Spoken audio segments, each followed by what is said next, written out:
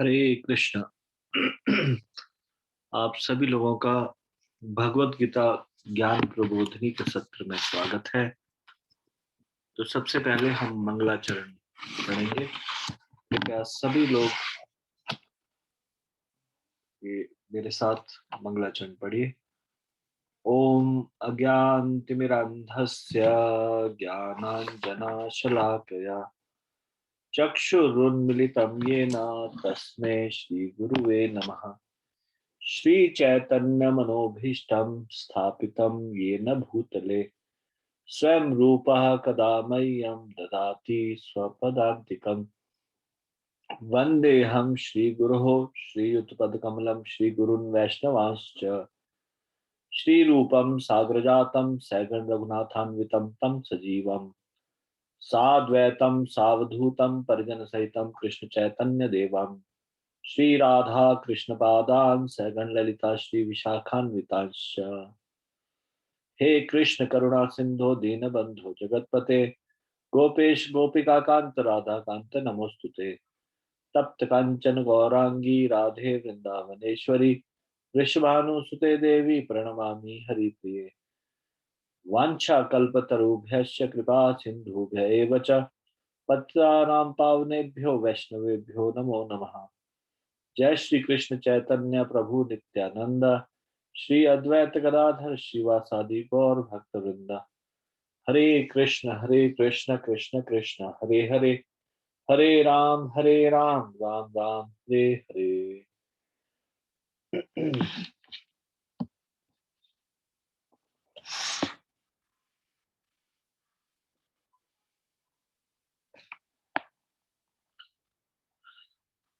तो हमने 37वें प्रश्न तक चर्चा की थी।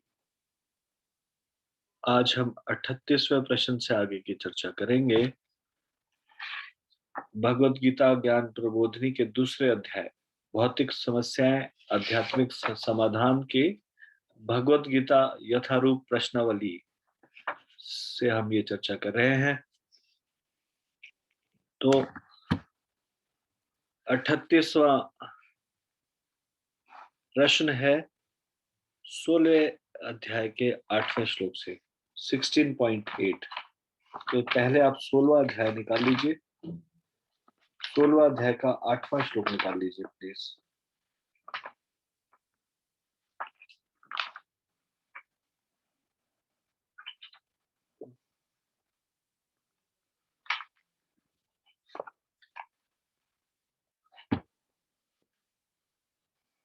असत्यं प्रतिष्ठं ते जगदाहुरनीश्वरम् अपरस्पर संभूतम् किमन्यत् काम हेतुकम्।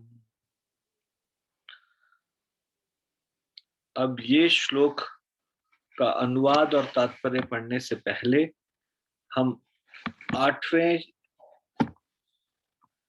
श्लोक से जो हम प्रश्नों के उत्तर ढूंढेंगे उन प्रश्नों को एक बार पढ़ लेते हैं। 8वां प्रश्न 8वें 16वें अध्याय का 8वें श्लोक से पहला प्रश्न है, जगत के विषय में आसुरी लोगों का क्या सिद्धांत है। ये प्रश्न आपको ढूंढना है, अभी हम चर्चा करेंगे, ध्यान से सुनना है। जगत के विषय में आसुरी लोगों का क्या सिद्धांत है। कृष्ण के कौन से वचनों को असुर नहीं मानते। अगला प्रश्न है, वे शास्त्रीय आदेशों के मानक ज्ञान में विश्वास नहीं करते, स्पष्ट कीजिए। और इसका चौथा प्रश्न है, प्रभुपाद असुरों में सृष्टि की रचना के ज्ञान की प्रकृति के कौन से 4 मुद्दों को ध्यान में लाते हैं।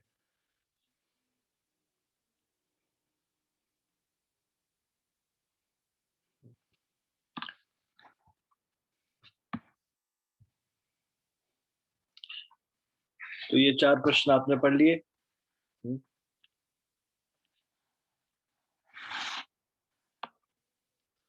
तो पहला प्रश्न क्या था, जगत के विषय में आसुरी लोगों का क्या सिद्धांत है। तो इस श्लोक का अनुवाद है, वे कहते हैं कि यह जगत मिथ्या है, इसका कोई आधार नहीं है। कौन कहते हैं ये, असुर लोग। और इसका नियामन किसी ईश्वर द्वारा नहीं होता। उनका कहना है कि यह कामेच्छा से उत्पन्न होता है और काम के अतिरिक्त कोई अन्य कारण नहीं है।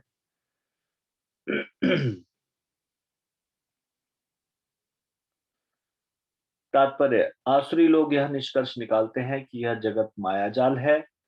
इसका न तो कोई कारण है, न कार्य, न नियामक, न कोई प्रयोजन। हर वस्तु मिथ्या है।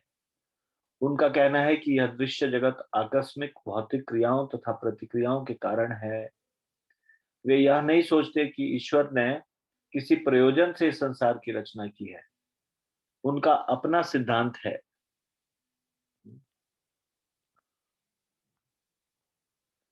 कि यह संसार अपने आप उत्पन्न हुआ है और यह विश्वास करने का कोई कारण नहीं कि इसके पीछे किसी ईश्वर का हाथ है। उनके लिए आत्मा तथा पदार्थ में कोई अंतर नहीं होता और वे परमात्मा को स्वीकार नहीं करते। उनके लिए हर वस्तु पदार्थ मात्र है और यह पूरा जगत मानो अज्ञान का पिंड हो। उनके अनुसार प्रत्येक वस्तु शून्य है और जो भी सृष्टि दिखती है वह केवल दृष्टि भ्रम के कारण है। वे इसे सच मान बैठते हैं कि विभिन्नता से पूर्ण यह सारी सृष्टि अज्ञान का प्रदर्शन है। जिस प्रकार स्वप्न में हम जिस प्रकार स्वप्न में हम ऐसी अनेक वस्तुओं की सृष्टि कर सकते हैं जिनका वास्तव में कोई अस्तित्व नहीं होता। अतएव जब हम जाग जाते हैं तो देखते हैं कि सब कुछ स्वप्न मात्र था। लेकिन वास्तव में, यद्यपि असुर यह कहते हैं कि जीवन स्वप्न है, लेकिन वे इस स्वप्न को भोगने में बड़े कुशल होते हैं। अतएव वे ज्ञानार्जन करने के बजाय अपने स्वप्न लोक में अधिक उलझ जाते हैं। उनकी मान्यता है कि जिस प्रकार शिशु केवल स्त्री पुरुष के संभोग का फल है, उसी तरह यह संसार बिना किसी आत्मा के उत्पन्न होता है। उनके लिए यह पदार्थ का संयोग मात्र है जिसने जीवों को उत्पन्न किया। अतएव आत्मा के अस्तित्व का प्रश्न ही नहीं उठता। जिस प्रकार अनेक जीवित प्राणी अकारण पसीने ही से स्वेदज तथा मृत शरीर से उत्पन्न हो जाते हैं, उसी प्रकार यह सारा जीवित संसार दृश्य जगत के भौतिक संयोगों से प्रकट होता है। अतः प्रकृति ही इस संसार की कारण स्वरूपा है। इसका कोई अन्य कारण नहीं है। वे भगवत गीता में कहे गए कृष्ण के इन वचनों को नहीं मानते। मयाध्यक्षेण प्रकृति सूयते सचराचरम। सारा भौतिक जगत मेरे ही निर्देश के अंतर्गत गतिशील है। दूसरे शब्दों में, असुरों को संसार की सृष्टि के विषय में पूरा पूरा ज्ञान नहीं है। प्रत्येक का अपना कोई ना कोई सिद्धांत है। उनके अनुसार शास्त्रों की कोई एक व्याख्या दूसरी व्याख्या के ही समान है, क्योंकि वे शास्त्रीय आदेशों के मानक ज्ञान में विश्वास नहीं करते।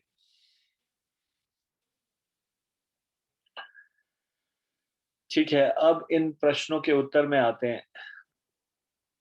सबसे पहला प्रश्न था, जगत के विषय में आसुरी लोगों का क्या सिद्धांत है? कृपया हाथ खड़ा कीजिए। आपको इसमें क्या उत्तर मिला? अभी जो हमने पढ़ा, इसमें क्या उत्तर आपको मिला? जगत के विषय में आसुरी लोगों का क्या सिद्धांत है? कृपया हाथ खड़ा कीजिए। Please raise your hand.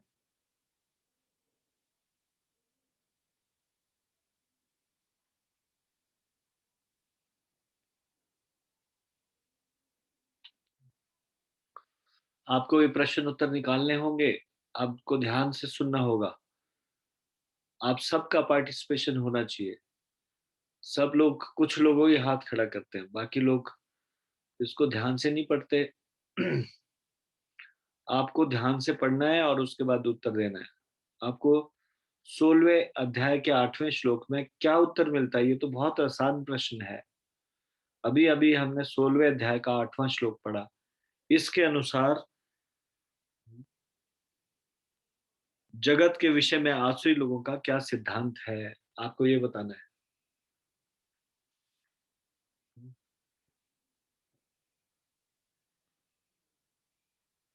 केवल 9 लोगों के हाथ खड़े हैं।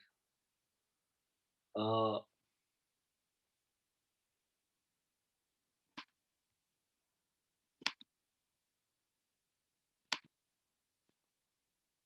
पलक शर्मा मत बताइए।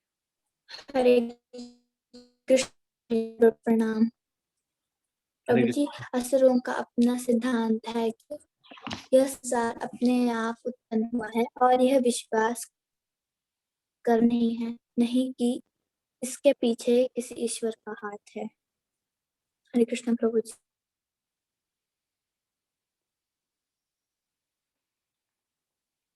ठीक है, और कोई इसमें ऐड करना चाहेंगे जो इस प्रश्न और उसके हरे इस कृष्णा प्रभु जी। हरे कृष्ण मत बताइए। ये भी तो आ सकता है प्रभु जी, वे कहते हैं कि ये जगत मिथ्या है, इसका कोई आधार नहीं है और इसका नियमन किसी ईश्वर द्वारा नहीं होता। उनका कहना है कि यह काम इच्छा से उत्पन्न होता है और काम के अतिरिक्त कोई अन्य कारण नहीं है। ठीक है,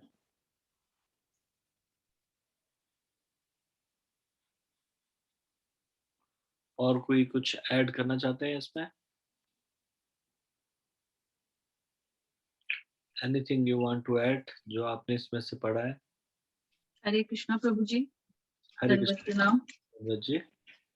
अ, जगत के विषय में आसुरी लोगों का यही सिद्धांत है कि वे ये मानते हैं कि संसार अपने आप उत्पन्न हुआ है और वे विश्वास करने का कोई कारण नहीं कि उसके पीछे ईश्वर का हाथ है। वो इस चीज में बिल्कुल विश्वास ही नहीं करते। आसुरी लोग ये निष्कर्ष निकालते हैं कि यह जगत माया जाल है, इसका ना कोई कारण है, ना कार्य, ना नियामक, ना कोई प्रयोजन, और हर वस्तु मिथ्या है।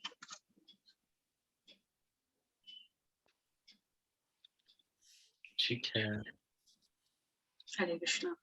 धन्यवाद।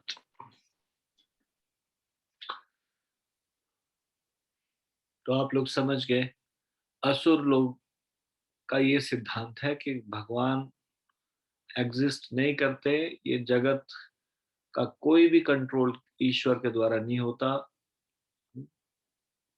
ये जगत मिथ्या है, कामेच्छा से उत्पन्न होता है। तो जो भी साइंटिस्ट लोग ये प्रूव करने में लगे रहते हैं कि ये किसी ईश्वर के द्वारा कंट्रोल नहीं होता, दे आर लाइक असुराज, वो असुर के समान है। असुर कौन है? जो भगवान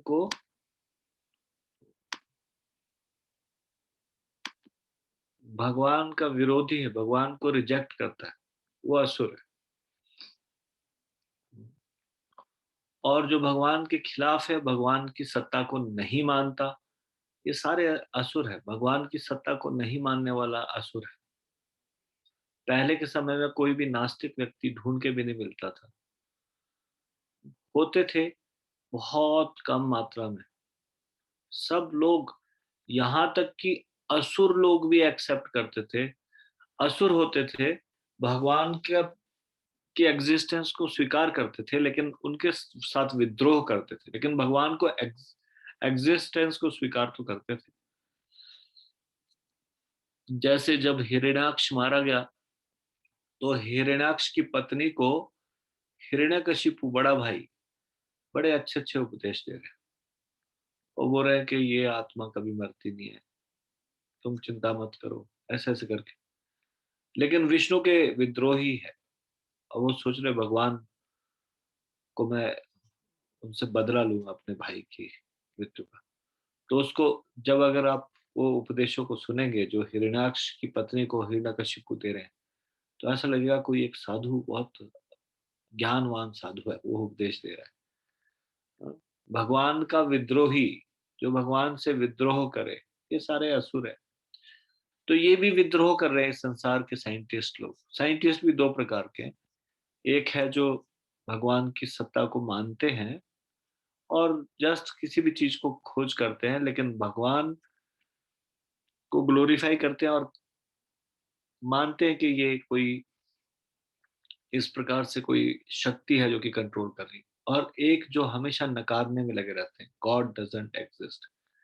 तो जो भक्त लोग हैं वो उन साइंटिस्टों के, साइंस की प्रोग्रेस के खिलाफ नहीं है, पर साइंस के द्वारा भगवान की उपस्थिति को नकारना इसके खिलाफ है। भक्त लोग जो साइंटिफिक प्रोग्रेस है उससे प्रॉब्लम नहीं है, साइंटिफिक प्रोग्रेस के माध्यम से भगवान को नकारने का प्रयास करना उसके खिलाफ।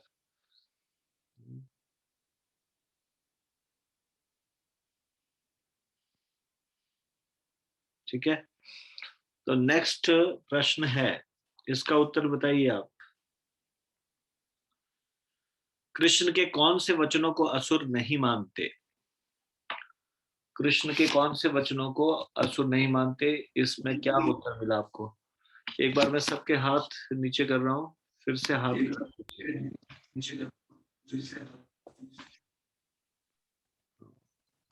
म्यूट कर लीजिए सब लोग, सिर्फ हाथ खड़ा करना है, डायरेक्टली नहीं बोल सकते। Please raise your hand.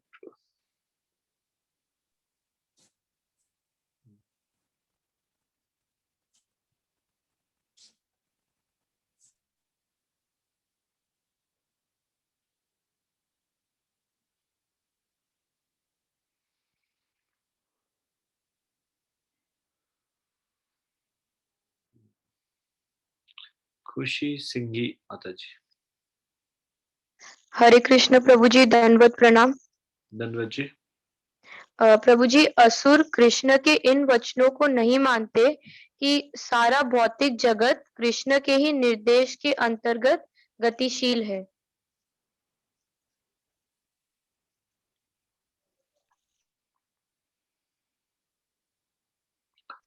हरे कृष्ण प्रभु जी।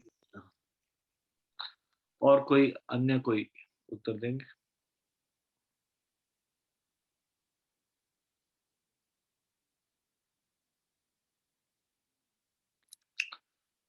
भगवान भगवत गीता में कहे गए कृष्ण के इन वचनों को नहीं मानते। क्या? मयाध्यक्षेण प्रकृति सूयते सचराचर, सारा भौतिक जगत मेरे ही निर्देश के अंतर्गत गतिशील है। प्रश्न क्या था? कृष्ण के कौन से वचनों को असुर नहीं मानते? ठीक है, इसके अलावा भी किसी के माइंड में चल रहा है कुछ, तो डायरेक्टली अनम्यूट करके बोल सकते हैं।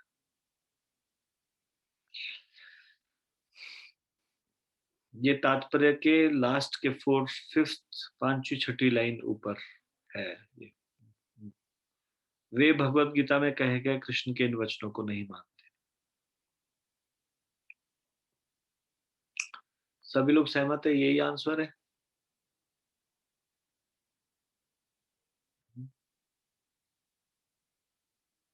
या किसी के माइंड में कुछ और भी आ रहा है? ठीक है,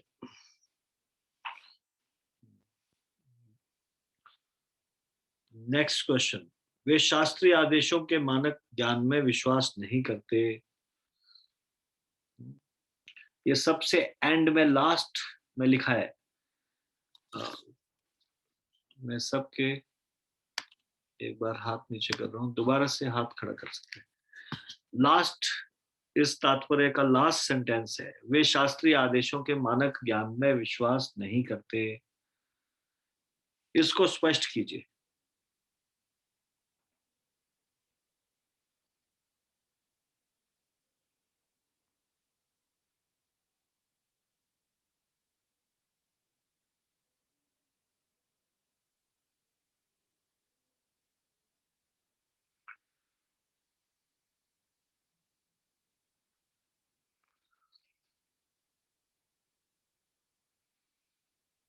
रीता शर्मा माता जी। हरे कृष्ण प्रभु जी, दंडवत प्रणाम। इसका अर्थ ये है प्रभु जी कि असुरों को इस संसार की सृष्टि के विषय में पूरा ज्ञान नहीं है। ओके, क्योंकि उनको पूरा ज्ञान नहीं है इसलिए वो शास्त्रीय आदेशों को नहीं मानते, ऐसा? जी प्रभु जी। ठीक है, आप कुल्लू से माता जी? नहीं प्रभु जी, मैं सिरमौर से हूँ। अच्छा, हाँ, सिरमौर से। ठीक है, आप किन के रेफरेंस से है माता जी? प्रभु जी रजनीश प्रभु। ठाकुर, हाँ जी। ठीक है, अभी इसका आंसर में कोई और, किसी का कोई और विचार है तो कृपया अनम्यूट करके बोल सकते हैं। वे शास्त्री। हरे कृष्णा प्रभु जी, दंडवत प्रणाम। धन्यवाद प्रणाम माता जी।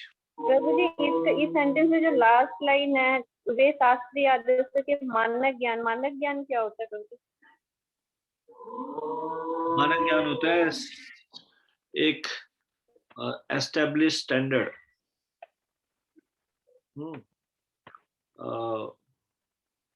इसका इंग्लिश में जो इंग्लिश से इसका ट्रांसलेशन किया गया है, जस्ट मिनट में आपको इंग्लिश की भगवत गीता है किसी के पास?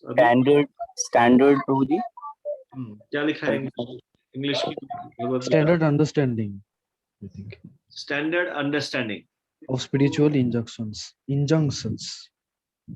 पूरा पढ़िए। According to them, one interpretation of the scriptures is as good as another, for they do not believe in a standard understanding of the scriptural injunctions. Hare Krishna Prabhuji. Standard क्या होता है? Standard Understanding. Okay, तो spiritual injunctions तो हुआ शास्त्रीय Krishna, आदेश, और मानक ज्ञान हुआ, मानक ज्ञान में स्टैंडर्ड अंडरस्टैंडिंग।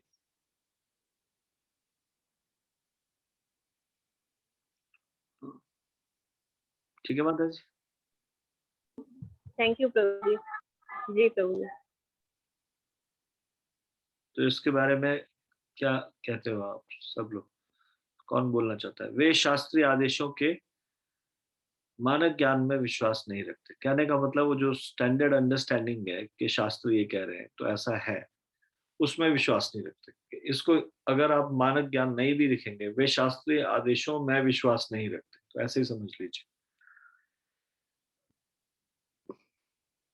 इसको स्पष्ट कीजिए।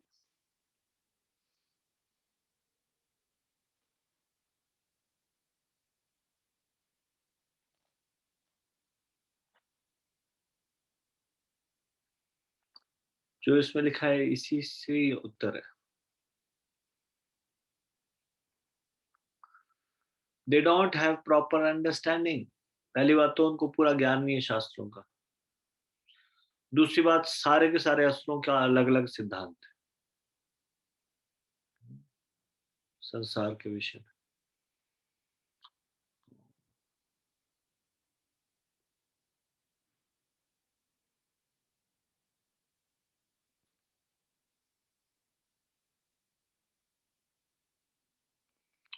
तो इस कारण से वो प्रॉपर अंडरस्टैंडिंग ना होने के कारण शास्त्रीय आदेशों का विश्वास नहीं करते। क्यों नहीं करते?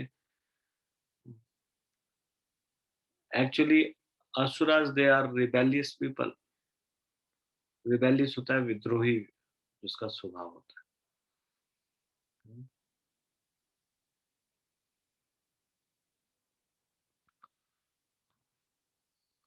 तो they don't want to get controlled by anyone, they just want to follow their whims, जो उनके मन में आया वैसा वो करना चाहते हैं। ठीक है?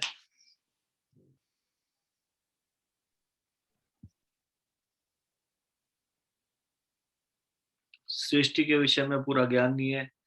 गुरु के प्रामाणिक गुरु से उन्होंने ज्ञान नहीं सीखा, उसमें उनकी कोई रुचि नहीं है।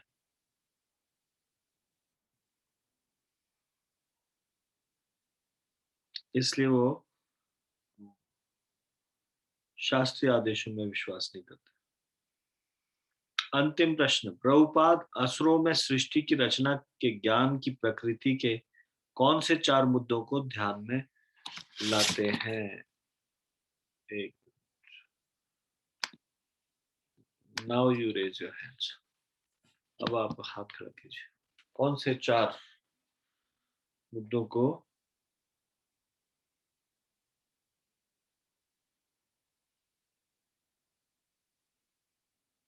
ध्यान में लाते हैं?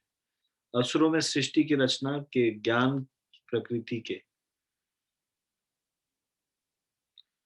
कौन से 4 मुद्दों को ध्यान में लाते हैं?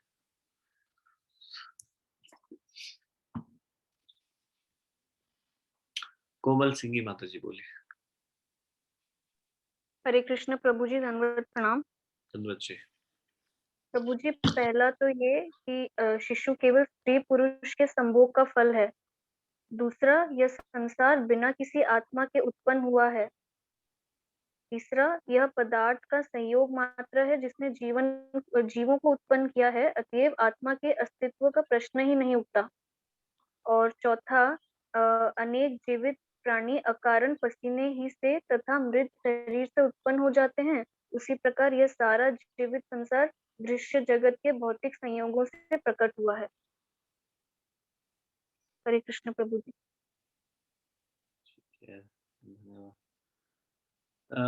ऋषि प्रभु। हरे कृष्णा प्रभु जी, दंडवत प्रणाम। धन्यवाद जी। प्रभु जी, पहला कोई कारण ना होना, दूसरा जो है ना कोई कार्य ना नियामक, और चौथा ना कोई प्रयोजन। हरे कृष्णा प्रभु जी।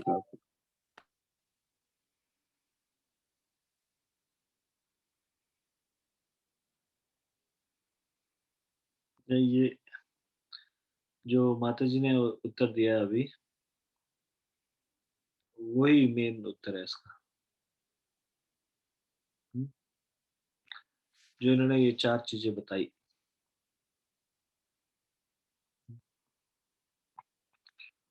और ये बहुत ध्यान से पढ़ने पे इसको आप निकाल पाएंगे। इसके बाद कंक्लूड क्या है? अतएव प्रकृति ही संसार की कारण स्वरूपा है, इसका कोई अन्य कारण नहीं।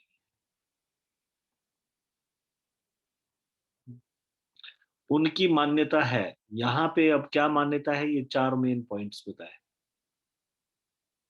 असुरों की क्या मान्यता है? हमारा प्रश्न क्या था? असुरों में सृष्टि की रचना के ज्ञान की प्रकृति के कौन से 4 मुद्दों को ध्यान में लाते हैं? प्रभुपाद जी कौन से 4 मुद्दों को ध्यान में लाते हैं कि असुरों में सृष्टि की रचना के ज्ञान, असुरों में सृष्टि की रचना के ज्ञान की प्रकृति के कौन से 4 मुद्दों को ध्यान में लाते हैं? तो ये नहीं है उसका उत्तर कि इसका कोई कारण नहीं है, न कार्य है, न नियामक है, न प्रयोजन है। ये 4 मुद्दे हैं। उनकी मान्यता है से लेकर कहां तक? अतएव प्रकृति ही। तो ये फिर ये 4 पॉइंट्स बताने के बाद फिर बोला गया अतएव प्रकृति ही संसार की कारण स्वरूप है। ठीक है, ये आंसर है। Thank you so much. अभी नेक्स्ट क्वेश्चन 42वें प्रश्न की ओर जाते हैं। 42वां, 43वां, 44वां और 45वां, ये 4 प्रश्न 9वें श्लोक से हैं। तो 9वें श्लोक को आप ध्यान से सुनेंगे और इन 4 प्रश्नों का उत्तर ढूंढेंगे। 4 प्रश्न क्या है? पहला प्रश्न है, भौतिकवादियों की स्वयं के विषय में क्या धारणा है? भगवत गीता का उनके बारे में क्या विचार है? जो भौतिकतावादी लोग हैं वो अपने बारे में क्या सोचते हैं, और भगवत गीता क्या उनके बारे में बताती है? भगवत गीता का क्या विचार है? दूसरा, भौतिक आविष्कारों का दुष्परिणाम क्या होता है? तीसरा, भगवत गीता 16 अध्याय के 9वें श्लोक में अनुपयोगी भयावह कार्य जो संसार के विनाश के लिए आदि शब्द अप्रत्यक्ष रूप से किसकी ओर इशारा करते हैं? और फिर ये चौथा श्लोक, मानव समाज में अस्त्रों के आविष्कार का क्या कारण है? तो ध्यान से सुनिएगा इस श्लोक को। एतां दृष्टिं वष्टभ्य नष्टात्मानो अल्पबुद्धयः प्रभवन्त्युग्र कर्माणः क्षयाय जगतो हिताः। ऐसे निष्कर्षों का अनुगमन करते हुए आसुरी लोग, जिन्होंने आत्मज्ञान को खो दिया है और जो बुद्धिहीन है, ऐसे अनुपयोगी एवं भयावह कार्यों में प्रवृत्त होते हैं जो संसार का विनाश करने के लिए होता है।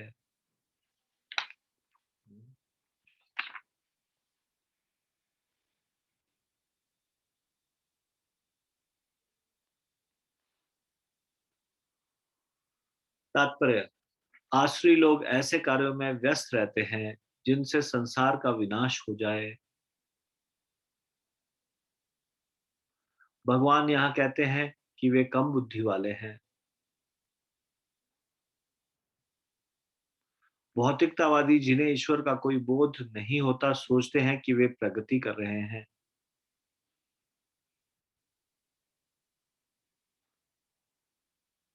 लेकिन भगवत गीता के अनुसार वे बुद्धिहीन तथा समस्त विचारों से शून्य होते हैं। वे इस भौतिक जगत का अधिक से अधिक भोग करने का प्रयत्न करते हैं। अतएव इंद्र तृप्ति के लिए वे कुछ न कुछ नया आविष्कार करते रहते हैं। ऐसे भौतिक आविष्कारों को मानव सभ्यता का विकास माना जाता है, लेकिन इसका दुष्परिणाम यह होता है कि लोग अधिकाधिक हिंसक और क्रूर होते जाते हैं। वे पशुओं के प्रति क्रूर हो जाते हैं और अन्य मनुष्यों के प्रति भी। उन्हें इसका कोई ज्ञान नहीं है कि एक दूसरे से किस प्रकार व्यवहार किया जाए। आसुरी लोगों में पशुवध अत्यंत प्रधान होता है। ऐसे लोग संसार के शत्रु समझे जाते हैं, क्योंकि वे अंततः ऐसा आविष्कार कर लेंगे या कुछ ऐसी सृष्टि कर देंगे जिससे सबका विनाश हो जाए। अप्रत्यक्षतः यह श्लोक नाभिकीय अस्त्रों के आविष्कार की पूर्व सूचना देता है, जिसका आज सारे विश्व को गर्व है। किसी भी क्षण युद्ध हो सकता है और ये परमाणु हथियार विनाश लीला उत्पन्न कर सकते हैं। ऐसी वस्तुएं संसार के विनाश के उद्देश्य से ही उत्पन्न की जाती है और यहाँ पर इसका संकेत किया गया है। ईश्वर के प्रति अविश्वास के कारण ही ऐसे हथियारों का आविष्कार मानव समाज में किया जाता है। वे संसार की शांति तथा संपन्नता के लिए नहीं होते।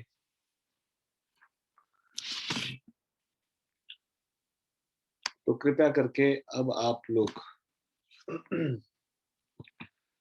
इस प्रश्न का उत्तर बताइए। भौतिकतावादियों की स्वयं के विषय में क्या धारणा है और भगवत गीता का उनके बारे में क्या विचार है?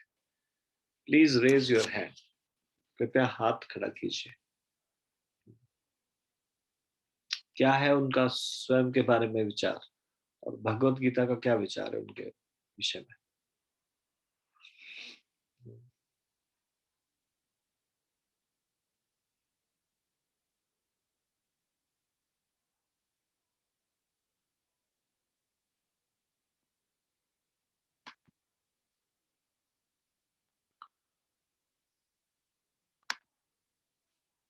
नेहा सिंह माता जी बोले।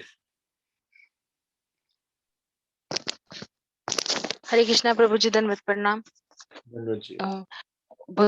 भौतिकवादी जिन्हें ईश्वर का कोई बोध नहीं होता सोचते हैं कि वे प्रगति कर रहे हैं, लेकिन भगवत गीता के अनुसार वे बुद्धिहीन तथा समस्त विचारों से शून्य होते हैं। वे इस भौतिक जगत का अधिक से अधिक भोग करने का प्रयत्न करते हैं। अतः इंद्रिय तृप्ति के लिए वे कुछ न कुछ नया आविष्कार करते रहते हैं। ऐसे भौतिक आविष्कारों को मानव सभ्यता का विकास माना जाता है। सॉरी प्रभु जी, यहाँ तक है प्रभु जी। कुछ ना कुछ आविष्कार करते रहते हैं। नहीं, इसमें ये नहीं बताया गया, ये उत्तर नहीं आता है इसमें कि वे उनके स्वयं के विषय में क्या धारणा है।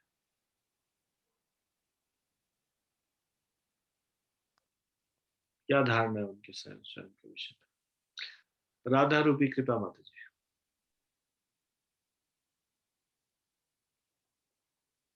हरे कृष्ण प्रभु जी, दंड प्रणाम। धन्यवाद जी। प्रभु जी, इसमें लिखा हुआ कि वो ये सोचते हैं कि वे प्रगति कर रहे हैं। भौतिकतावादी जिन्हें ईश्वर का बोध नहीं होता वे सोचते हैं कि वे प्रगति कर रहे हैं, पर भगवत गीता के अनुसार वे बुद्धिहीन तथा समस्त विचारों से शून्य होते हैं।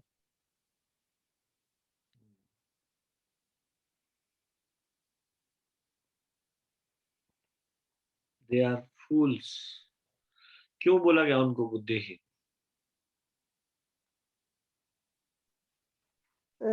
प्रभु जी, क्योंकि वो ऐसे काम करते रहते हैं कि मतलब कि बहुत ज्यादा वो इंद्रिय तृप्ति के लिए कुछ ना कुछ नया आविष्कार करते रहते हैं, और ये सब चीजें का दुष्परिणाम होता है और वो अधिक अधिक सिंह तथा क्रूर होते जाते हैं।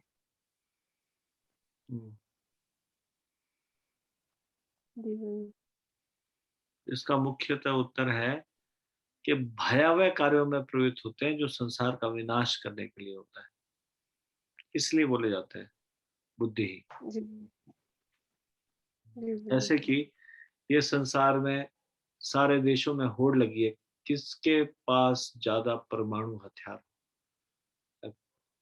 कौन सारे विनाश लीला ज्यादा बढ़िया से कर सकता है, यानी कि सब लोग उससे डरे कि देखो वो कितना खतरनाक देश है।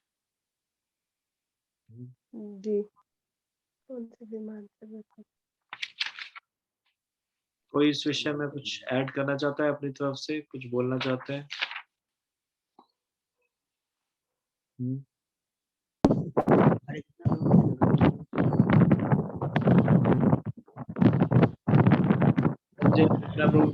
सारी आपकी आवाज आ रही है। हरे कृष्ण दंडवत प्रभु जी, आ गए आप ठीक है प्रभु जी? उन्होंने अपना आत्मज्ञान खो दिया है।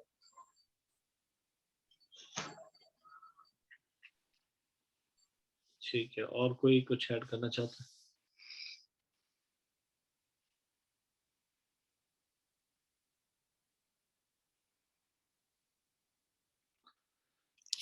अगले प्रश्न की ओर चलते हैं। अगला प्रश्न ये है, भौतिक आविष्कारों का दुष्परिणाम क्या होता है? बताइए, कौन बताएंगे? कलावती माता जी बताइए। हरे कृष्णा प्रभु जी, दंडवत प्रभु जी। भौतिक आविष्कार का दुष्परिणाम यह होता है कि लोग अधिकाधिक हिंसक तथा क्रूर हो जाते हैं। वे पशुओं के प्रति हो जाते हैं, अन्य मनुष्य के प्रति भी। उन्हें इसका कोई ज्ञान नहीं है कि एक दूसरे से किस प्रकार व्यवहार किया जाए।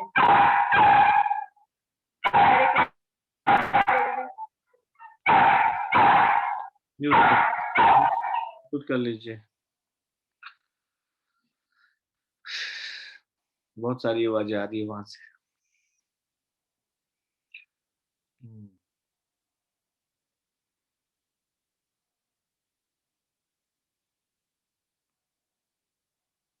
लेकिन क्या दुष्परिणाम होता है?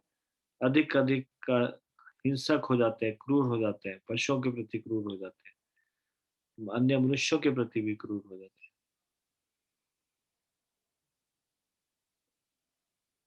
ना तो मनुष्यों के साथ कैसा व्यवहार किया जाए, ना पशुओं के साथ, पशुओं के साथ भी नहीं और मनुष्यों के साथ भी नहीं, कैसा व्यवहार किया जाए वो भूल जाते हैं।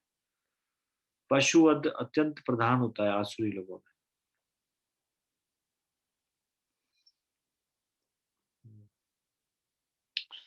अब लास्ट ये प्रश्न है इस श्लोक का, कृपया इसको ध्यान से सुनिए और हाथ खड़ा कीजिएगा। भगवत गीता 16वें अध्याय के 9वें श्लोक में अनुपयोगी भयावह कार्य जो संसार के विनाश के लिए आदि शब्द अप्रत्यक्ष रूप से किसकी ओर इशारा करते हैं? जैसे इसके अनुवाद में लिखा है, ऐसे अनुपयोगी एवं भयावह कार्यों में प्रवृत्त होते हैं जो संसार का विनाश करने के लिए होता है। ये किस ओर इशारा किया गया है? हाथ खड़ा कीजिए।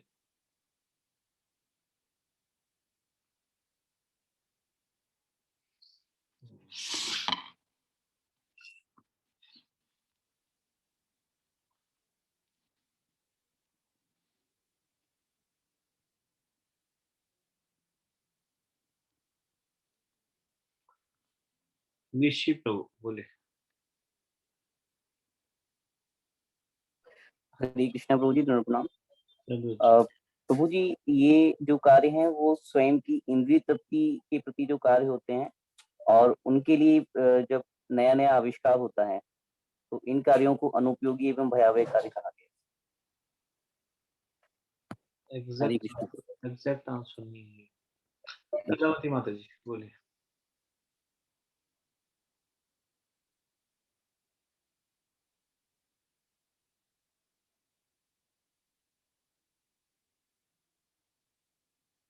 कलावती माता जी। हरे कृष्णा प्रभु जी, दंडवत प्रणाम। प्रभु जी, नाभिकीय अस्त्रों के आविष्कार की ओर सूचना देते हैं।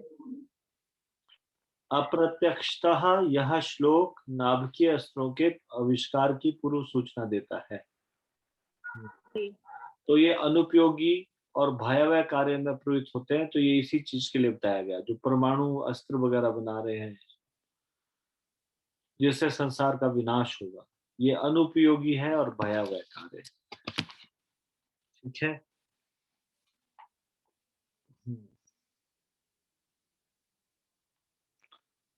अंतिम प्रश्न, मानव समाज में अस्त्रों के आविष्कार का क्या कारण है? एक बार अब हाथ खड़ा कीजिए। मानव समाज में अस्त्रों के आविष्कार का क्या कारण है?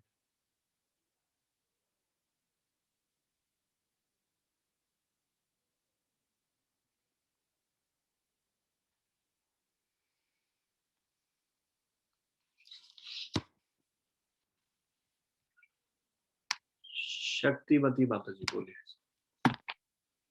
हरे कृष्णा प्रभु जी, दंडवत प्रणाम। धन्यवाद जी। ईश्वर के प्रति अविश्वास के कारण ही ऐसे हथियारों का आविष्कार मानव समाज में किया जाता है। वे संसार की शांति तथा संपन्नता के लिए नहीं होते।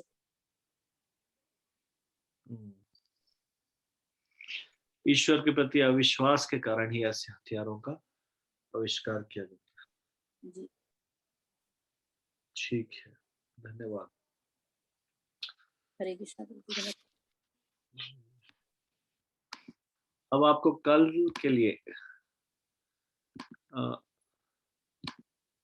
3 श्लोकों को पढ़ के आना है घर से, ये आंसर ढूंढ के लाना है 3 श्लोकों से।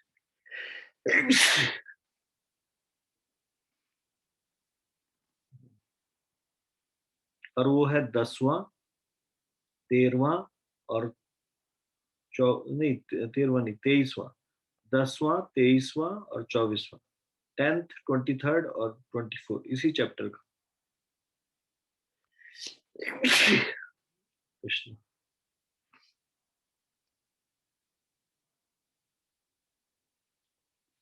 आठ प्रश्नों का उत्तर हम कल करेंगे, उसके बाद ये अध्याय समाप्त हो जाएगा।